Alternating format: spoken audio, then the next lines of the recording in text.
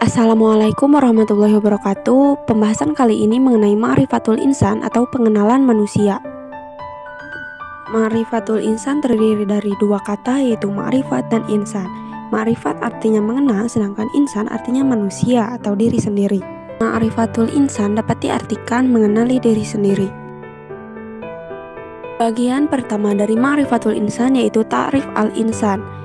Ta'rif al-insan yaitu cara bagaimana Allah Subhanahu wa Ta'ala memberikan pemahaman kepada kita jika kita harus memahami diri kita sebagai manusia. Dalam tubuh manusia terdiri dari dua unsur, yaitu unsur langit dan unsur bumi. Unsur langit merupakan ruh dan unsur bumi adalah tanah. Dengan kedua unsur ini, maka terjadilah penciptaan manusia. Manusia diciptakan oleh Allah dibekali beberapa potensi. Potensi yang pertama yaitu hati. Diharapkan manusia mempunyai tekad yang diniatkan dalam hati dan diyakini. Kemudian berikutnya adalah akal. Dengan akal manusia bisa menuntut atau mencari ilmu. Dan yang terakhir yaitu jasad. Jasad adalah sebagai realisasi dari hati dan akal. Manusia dititipkan amanah oleh Allah Subhanahu wa Ta'ala. Amanah yang pertama yaitu ibadah.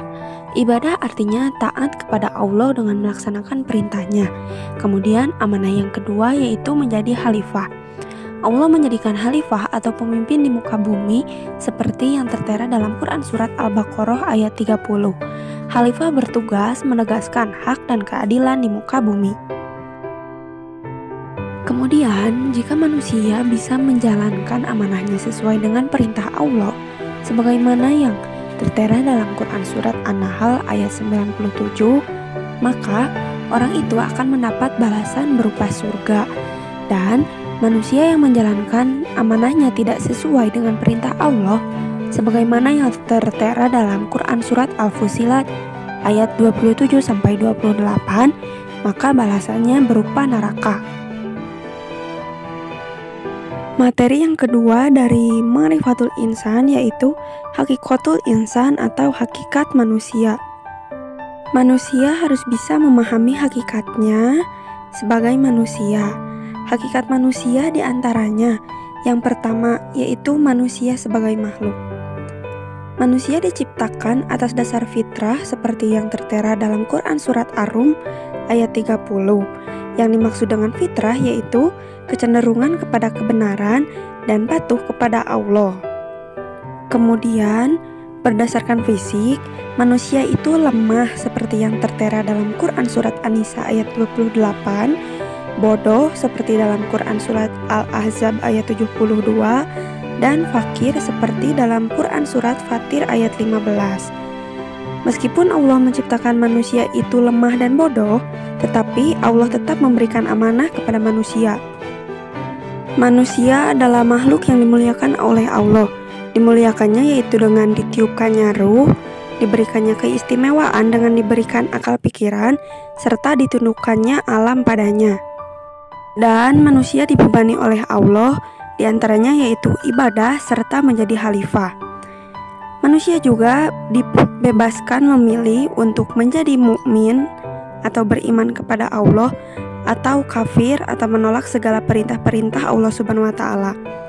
Konsekuensi dari yang dia pilih yaitu berupa surga jika dia taat dan neraka jika dia tidak taat. Materi yang ketiga yaitu at-taqwatul insan atau potensi manusia. Menurut pandangan Islam, potensi manusia adalah suatu anugerah yang Allah berikan karena Allah menciptakan manusia dalam bentuk yang sangat sempurna dengan kemampuan. Potensi yang Allah berikan meliputi yang pertama potensi pendengaran. Pendengaran menurut pandangan perspektif Islam adalah mendengarkan ajaran-ajaran Allah yang disampaikan kepada Rasul-Rasulnya. Berikutnya yaitu potensi penglihatan. Dianugerahinya pula manusia dengan mata yang dengannya ia bisa melihat, memandang, dan memperhatikan kejadian alam semesta. Terakhir yaitu potensi hati. Diberikannya manusia hati, akal, dan pikiran untuk memikirkan, merenungkan, menimbang, dan membedakan mana yang baik dan mana yang tidak. Kemudian manusia dibebani al-mas'uliyah atau tanggung jawab. Tanggung jawab adalah kesadaran diri manusia terhadap semua tingkah laku dan perbuatan yang disengaja ataupun yang tidak disengaja. Yang pertama yaitu sikap amanah. Sikap amanah merupakan sesuatu yang dipercaya untuk dijaga, dilindungi, dan dilaksanakan. Kemudian sikap hianat. Bagi manusia yang memilih sikap hianat, maka Allah akan mengazab dan menghinakan mereka yang tidak mau menggunakan potensi dirinya untuk beribadah, diumpamakan oleh Allah dengan berbagai perumpamaan yang hina. Materi yang keempat yaitu mengenai nafsul insan atau jiwa manusia. Nafsul insan terdiri dari dua kata yaitu nafsu dan insan. Nafsu berarti sebuah perasaan atau kekuatan emosional yang besar dalam diri seseorang, sedangkan insan berarti manusia atau diri sendiri. Kemuliaan manusia dapat dilihat dari cara mengendalikan nafsunya. Tingkatan nafsu manusia terbagi menjadi 3 tingkatan yaitu nafsul mutmainah, jiwa yang telah mendapat ketenangan, telah sanggup untuk menerima cahaya kebenaran sang ilahi, juga jiwa yang telah mampu menolak menikmati kemewahan dunia dan tidak bisa dipengaruhi oleh hal tersebut. Berikutnya nafsu lawamah atau jiwa yang menyesali diri. Disebut nafsu lawamah karena jiwa ini seringkali menyesali dirinya karena berbuat kejahatan, menyesali dirinya karena tak bisa dikendalikan pada waktu senang maupun susah. Dan yang terakhir adalah nafsul amarah. Jiwa yang seperti ini cenderung kepada syahwat semata. Jiwa yang dikendalikan oleh al-hawa dan berorientasi syahwat akan mengalami kerugian yang besar karena ia akan dibiarkan sesat oleh Allah Subhanahu wa taala. Materi yang kelima yaitu sifatul insan atau sifat-sifat manusia. Manusia adalah makhluk hidup yang terbentuk dari banyak sifat yang membentuknya. Secara umum, sifat manusia terbagi dalam 2 kelompok besar yaitu sifat kebaikan dan sifat keburukan. Kedua sifat ini selalu menyertai manusia dalam kehidupan yang akan membawa manusia ke dalam kebenaran ataupun kesesatan, kebahagiaan ataupun kesedihan. Jiwa manusia diberi 2 jalan, sebagaimana Allah berfirman dalam Quran Surat Al-Balad ayat 10 yang artinya, dan kami telah menunjukkan kepadanya 2 jalan. Jalan yang pertama yaitu jalan benar atau bertakwa yang artinya membersihkan jiwa. Berikut merupakan sikap-sikap yang ada pada orang bertakwa. Dan yang kedua yaitu jalan salah atau fujur yang artinya mengotori jiwa. Di bawah ini merupakan sifat-sifat yang terdapat pada orang-orang yang mengotori jiwanya. Materi berikutnya yaitu hakikatul ibadah atau hakikat ibadah. Ibadah berasal dari kata abadah yang berarti menghamba. Ibadah diartikan sebagai penghambaan atau hanya untuk mengabdikan diri. Hakikat ibadah yang sebenarnya adalah kita menyadari diri seorang budak atau hamba yang hanya ditugaskan untuk menghamba atau mengabdikan diri kepada Allah Subhanahu wa taala.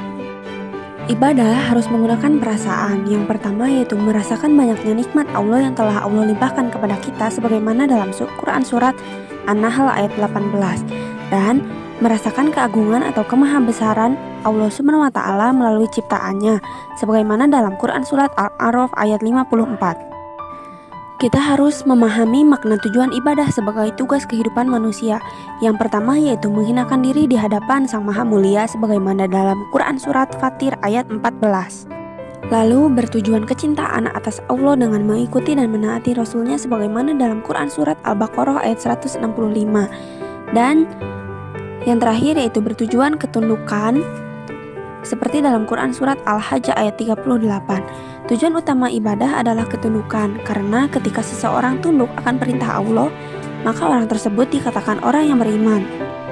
Dalam beribadah harus diiringi rasa takut dan harap. Takut akan siksaannya dan berharap kita termasuk orang yang tunduk, patuh akan perintah Allah dan bertakwa kepadanya.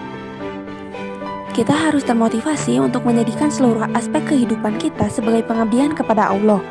Gerakan langkah kita semata-mata untuk mengakbarkan kalimat Allah. Sekian materi yang dapat saya sampaikan. Wassalamualaikum warahmatullahi wabarakatuh.